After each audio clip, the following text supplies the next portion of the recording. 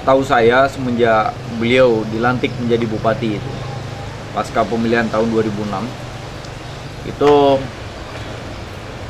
banyaklah kemajuan yang mulai dicapai. Namun yang harus dipahami juga tidak kurang dari kekurangan.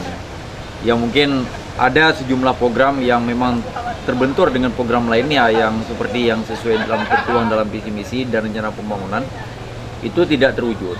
Jadi yang setahu saya Pak Ramli itu memang sudah berusaha dengan pemerintahnya, dengan aparatur pemerintahnya untuk memperbaiki Aceh Barat ini menjadi lebih indah. Jadi harapannya ke depan apa?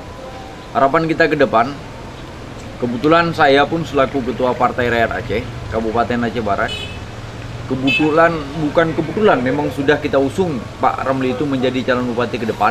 Justru ada ketertarikan kita dengan program-program yang dijalankan selama ini, yaitu ada program yang sangat menyentuh kalangan grassroots, masyarakat kelas bawah, yang mana program-program pemberdayaan pertanian, itu ada bantuan bibit sawit, kemudian juga jalan lingkar di Aceh Barat yang mulai dibangun.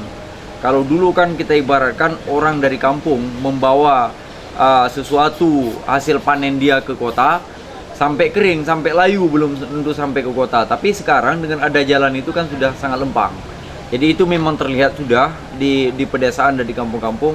Dan inilah yang menjadi dorongan atau dasar motivasi Partai Rakyat Aceh ini untuk melakukan pendekatan dengan Pak Haji Ramli MS. Jadi kalau harapan kita ke depan, program ini terus berlanjut. Yaitu ada program membangun kampung, sudah tentu maju kota. Itu bagus sekali menurut pandangan Partai Rakyat Aceh untuk program itu. Maka itulah dasar kita, karena ini belum selesai, pembangunan ini belum selesai, dan kita berharap Bupati Aceh Barat ke depan, kalau memang Pak Haji Ramli itu dipercayakan kembali rakyat, konsisten terhadap program ini sampai rakyatnya merasakan apa arti adanya pemerintahan di Aceh Barat ke depan.